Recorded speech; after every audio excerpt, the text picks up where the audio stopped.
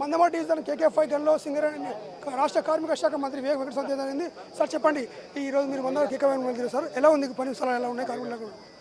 Mines మంచిగా ఉన్నాయి. దాంట్లో ప్రోటోకాల్స్ ఫాలో చేసే అవసరం ఉంది. యాక్సిడెంట్స్ కావద్దంటే ఒక బాధ్యత వర్కర్ పైన, మేనేజ్మెంట్ పైన ప్రోటోకాల్స్ ఏదైతే ఉన్నాయో ఇవన్నీ సరిగా ఫాలో చేస్తే యాక్సిడెంట్ ఫ్రీ మైన్ అవుతుంది. వారి ఆ కాన్సెప్ట్ కూడా యాక్సిడెంట్ ఫ్రీ మైన్ పెట్టాలని చెప్పి మేనేజ్మెంట్ కాన్సెప్ట్ ఉంది. అందరు కూడా సహకరించినప్పుడు ఈ మైన్ని యాక్సిడెంట్ ఫ్రీ చేస్తూ ఏదైతే రికార్డ్ ప్రొడక్షన్ వచ్చిందో పోయిన సంవత్సరము రికార్డ్ సేఫ్టీ అవార్డు వచ్చిందో ఇవన్నీ కూడా మంచిగా కార్మికులు మేనేజ్మెంటు కలిసి ఈ మైన్ని నడిపించే ఒక ఎగ్జాంపుల్ ఇతర మైన్స్కి చూపిస్తుంది. నిజంగానే మేనేజ్మెంట్ కార్మికులకు అందరికీ కూడా అభినందనలు. సార్ ముఖ్యంగా సింగరేణి ఉంది, అదేవిధంగా కొన్ని కార్మికుల సమస్యలు ఉన్నాయి మెడికల్ బోర్డు సంబంధించి. మీ ప్రభుత్వం హయాంలో వచ్చినాక తర్వాత తెలుస్తామని చెప్పారు, ఇంకా పెండింగ్లో ఉంటుంది, ఏం చేస్తారు?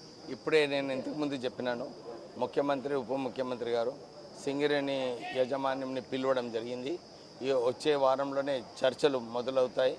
సొంతింటి కళ, ఈ పర్క్స్ మీద ఇన్కమ్ ట్యాక్స్, మెడికల్ బోర్డు ఇవన్నీ కూడా ఈ మీటింగ్లో చర్చించి కార్యాచరణ మొదలవుతుంది.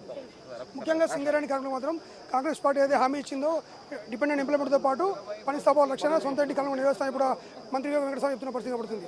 బట్ సతీష్తో శ్రీనివాస్, NTV తెలుగు, ఆదిలాబాద్.